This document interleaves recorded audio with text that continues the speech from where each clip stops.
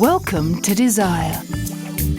This time we gaze into our crystal ball for a glimpse of the hotel of the future and a green alternative to luxury two-wheeled travel.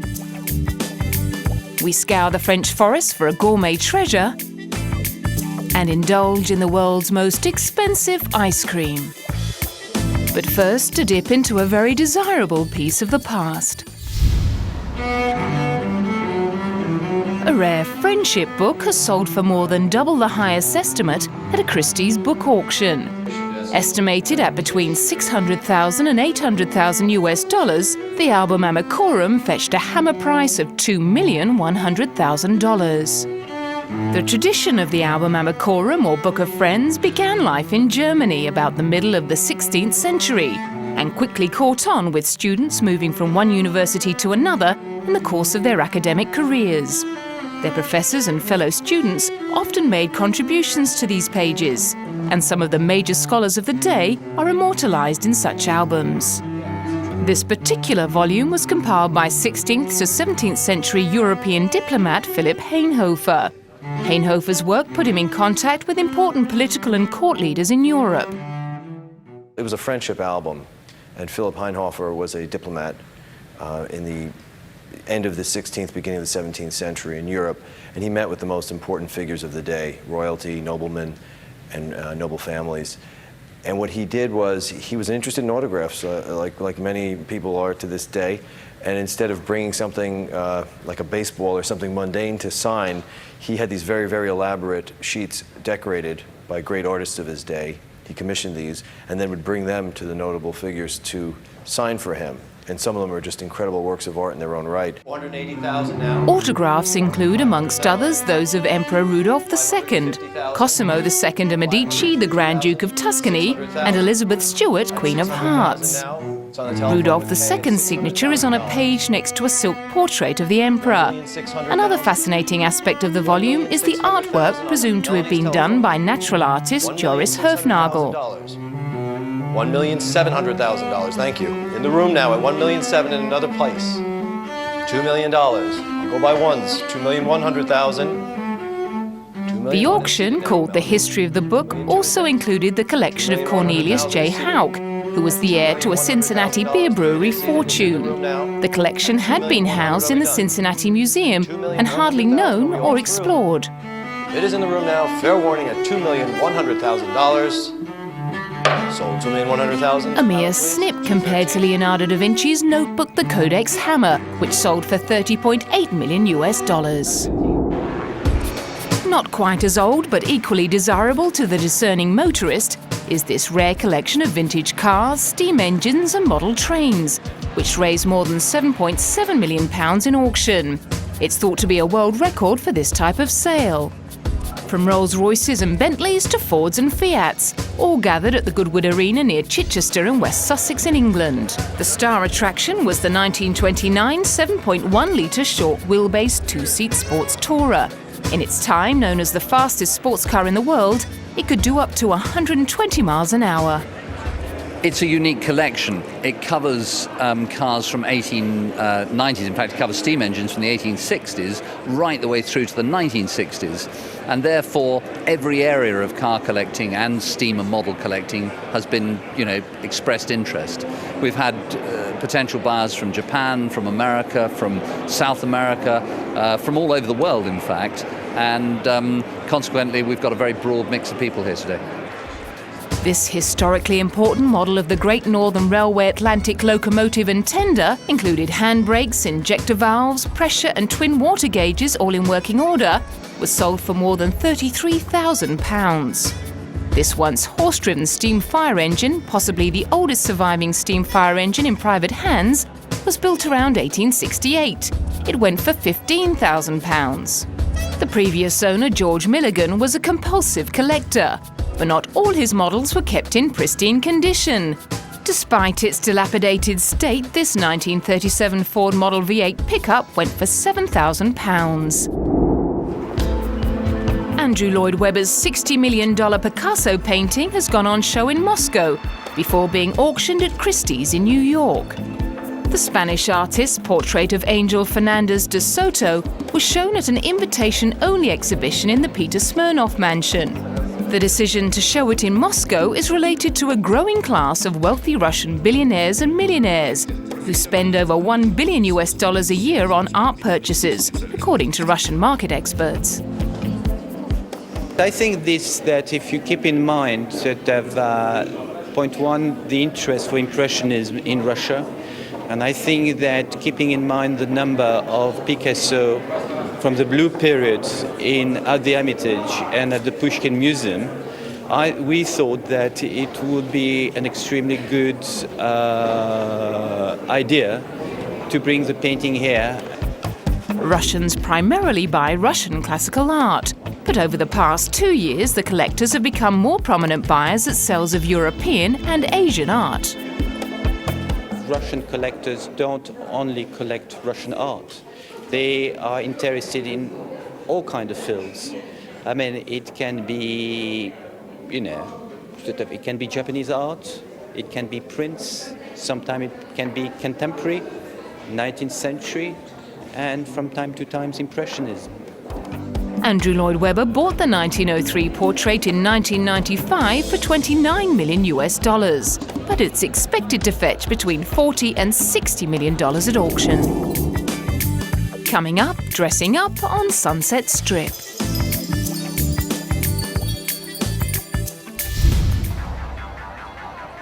Although Academy Award winner Russell Crowe didn't make it to the store opening of his fellow Australian designer Leona Edmiston, other celebrities strutted the red carpet wearing her designs. Edmiston is one of Australia's most celebrated designers, dressing Kristin Davis, Sharon Stone, Maria Sharapova and Susan Sarandon, to name a few.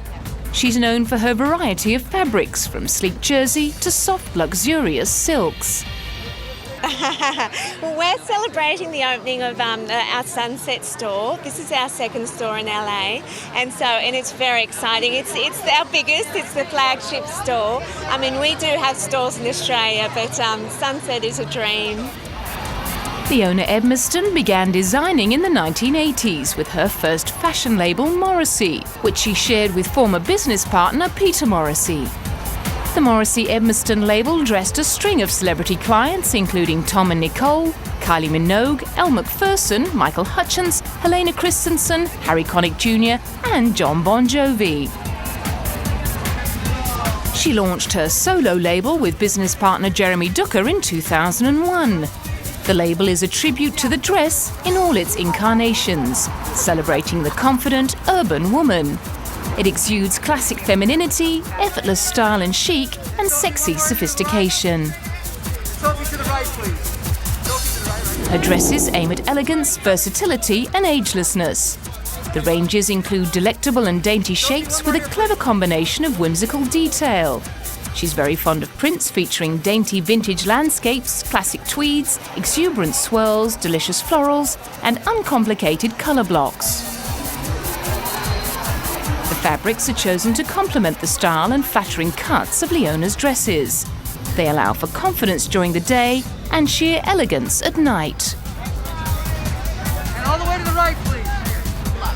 I was just saying that I love that they kind of have like a time period feel to them. They're still modern and the patterns are really cool, but there's an essence of the 60s in them, there's an essence of the 70s in them, but you can dress them up and you can dress them down, and I think it's fun. However, Edmiston agrees it's her heritage that helps to make her designs unique. I think fashion in Australia is quite relaxed and casual, and I think that does come across in our designs. It's not too uptight or precious, it's much more sort of relaxed, and that's what I would think. But at the end of the day, I think women are women across the world and still love the same kind of things, no matter where you are.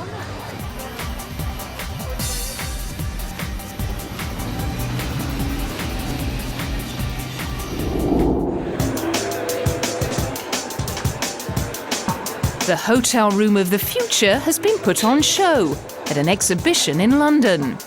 It's called 5+ Sensitel, and it draws on our natural senses to produce an environment that customers just won't want to leave. Even before you look inside the room of the future, These capsules make you appreciate your different perceptions. There's sense of smell, the effect on mood of lighting, and the sensation produced by the textures of different materials. They're all aspects of our everyday lives that most of us don't pay attention to. International designer Yasmini Mahmoudieh aims to reawaken our sleeping senses as a welcome to the hotel room of the future. It doesn't have to be like their home. It should be an experience that they will remember, and especially when you travel a lot around the world. I think it's very important that you are aware of the country you are in, but you get inspiration from a place. You feel very comfortable, and as in this exhibition 5+ Sense Hotel, all your senses are tuned in. And I think it's very important to be very creative, but also to look at human needs and the condition of human beings. Understanding, psychology, I think, of human people is quite actually important for hotel design. The most important thing is, as you enter this room, you have a touch panel in the beginning where you can actually personalize your room. You have 3 different choices between morning, day and evening mood, with or without music. It's all pre-arranged, so it's very easy to handle. If you are walking on the carpet, which is almost like a dune, it's 3-dimensional. It's very nice to walk on it barefoot. A very important element is the lighting, where you have a lot of indirect lighting, and you can change the color of the lighting by these 3 touch panels.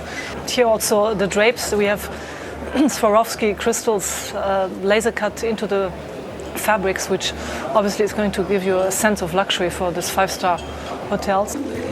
The sensory theme extends to the bathroom, with mood music that can be adjusted for morning or night, as well as perfume, providing the guest with so much more than a one-night stay.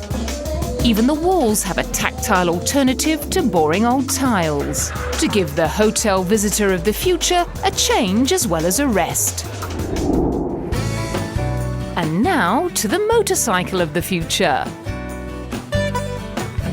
Ecomobile owner Dan Whitfield steps into the cockpit and switches on the ignition. After a short warm-up, the Eco accelerates with a roar. Its stabilizing wheels are retracted at lightning speed. This is the Ecomobile in action, and according to the sole sales representative for the United States, it's the future of personal transportation. Whitfield, a 59-year-old instructor at York Technical Institute, believes it combines the best elements of a motorcycle and an aircraft.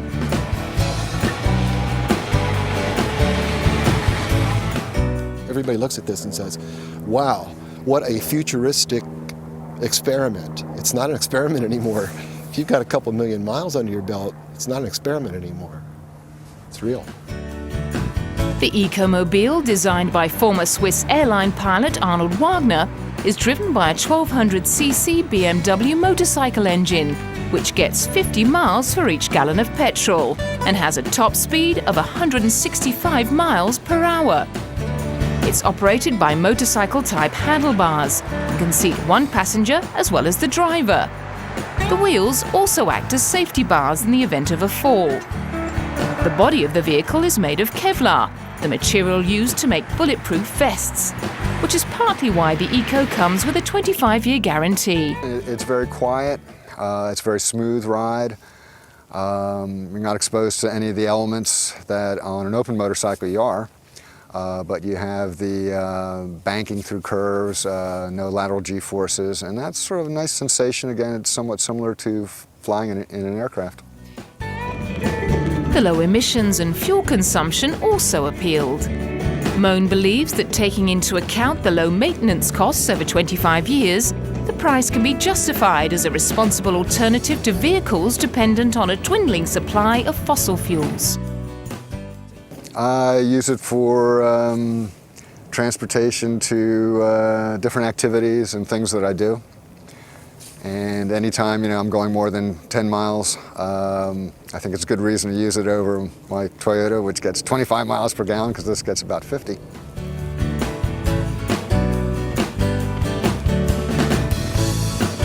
The Eco is one of many recent developments for the environmentally friendly market. But Washington Post writer Warren Brown says that the ecomobile may battle in a market that's becoming increasingly competitive.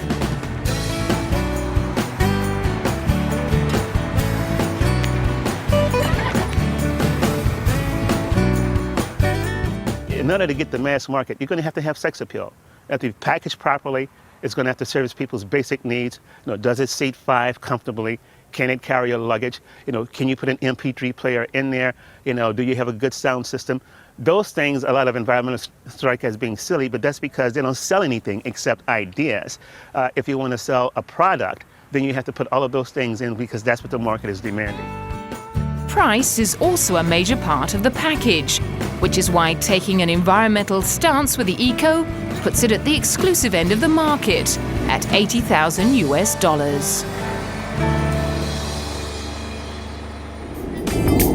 Coming up, snuffling out truffles.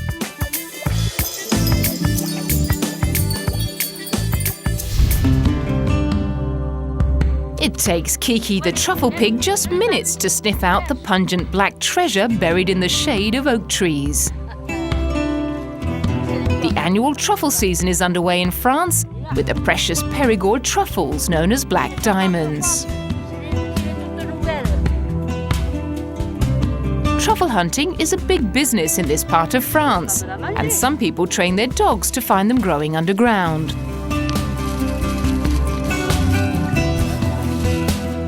The dogs are less likely to gobble up the truffles, but traditionalists prefer to use pigs because their snouts can sniff out the ripest and most expensive truffles. Madame Delon is a truffle hunter who follows her pet pig Kiki on a leash to hunt truffles in the Lot forest.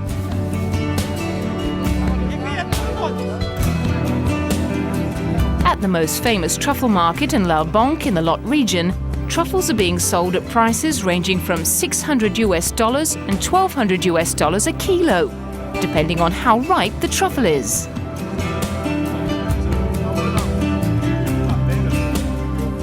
In fact, prices are close to record high this year because the summer drought in southwest France means many truffles have not formed properly. They generally grow on the roots of trees and need plenty of water.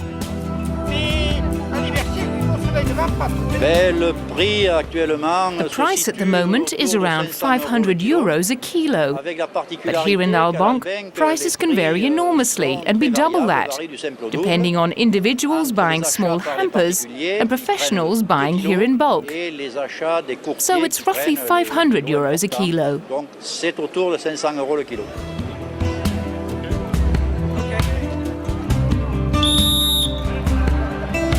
The truffle market in La Banque officially starts at 2:30 p.m, when a whistle is blown to announce the start of business. Hundreds of traders, as well as top restaurant chefs, come to the market to buy the famous black diamonds.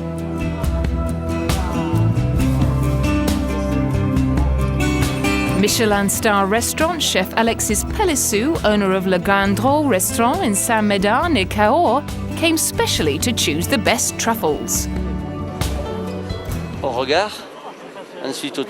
To choose them, we look at them, we touch them, and they must have a good scent.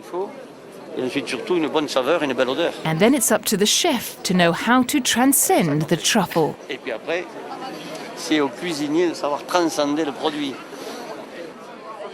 China is also a place to buy truffles nowadays, but Japanese chef Hiroshi Yamaguchi says that the Chinese truffles are not as good as the French ones. Yes, but in China the quality is not as good. The truffles have no scent.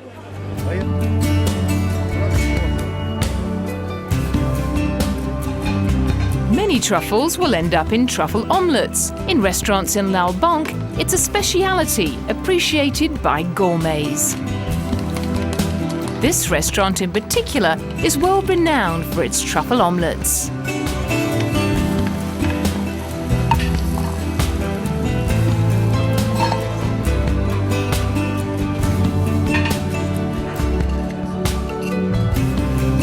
Bon appétit!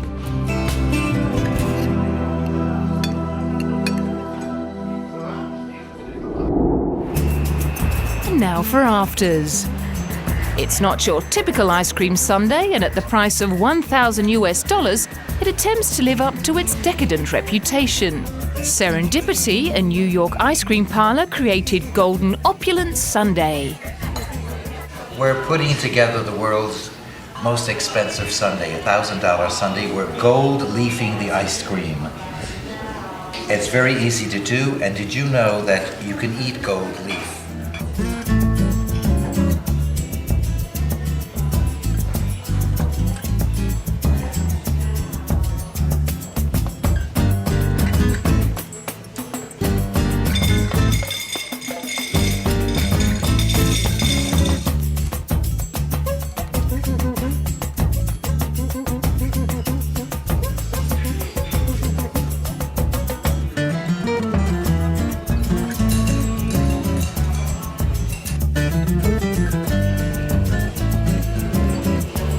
The ice cream actually chills the caviar at the same time. The nearly foot-tall dessert invited the interest of the Guinness Book of World Records, who presented the East Side New York restaurant with a certificate for the world's most expensive ice cream sundae.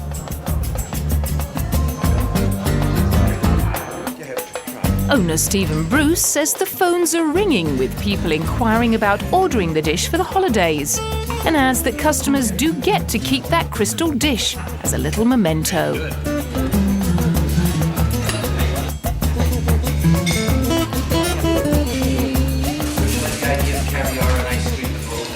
The most expensive part is the gold leafing. We take 5 balls of vanilla ice cream and cover them with sheets of gold paper. The gold paper can be edible, and it's just quite an interesting thing. It can make your insides much richer. Then we have caviar that's infused with passion fruit nectar. We have candies, fruit from Foshan, cherries from Foshan. We have the most expensive chocolate from Venezuela. And of course, eating it is an out-of-this-world experience. Really decadent. I feel a little bit guilty eating such a rich dessert, and just that it's $1,000 is decadent in and of itself. So yeah, it's really fun and very indulging. One customer says the $1,000 dish is only for those customers with deep pockets. It's a fun thing if it's affordable by the person. I wouldn't want it to be their first month's rent if they're getting engaged. But yeah. I would eat one if someone paid it for me. I wouldn't be able to pay for it myself. I'll bring my wife back here for my 25th wedding anniversary for this occasion to celebrate. And with plenty of time to save, the Golden Opulence Sundae would make the perfect end to a very desirable feast. Next time on Desire, we unwrap some delicate remains. H&M take the cake with their latest collaboration. We look at life through rose-coloured glasses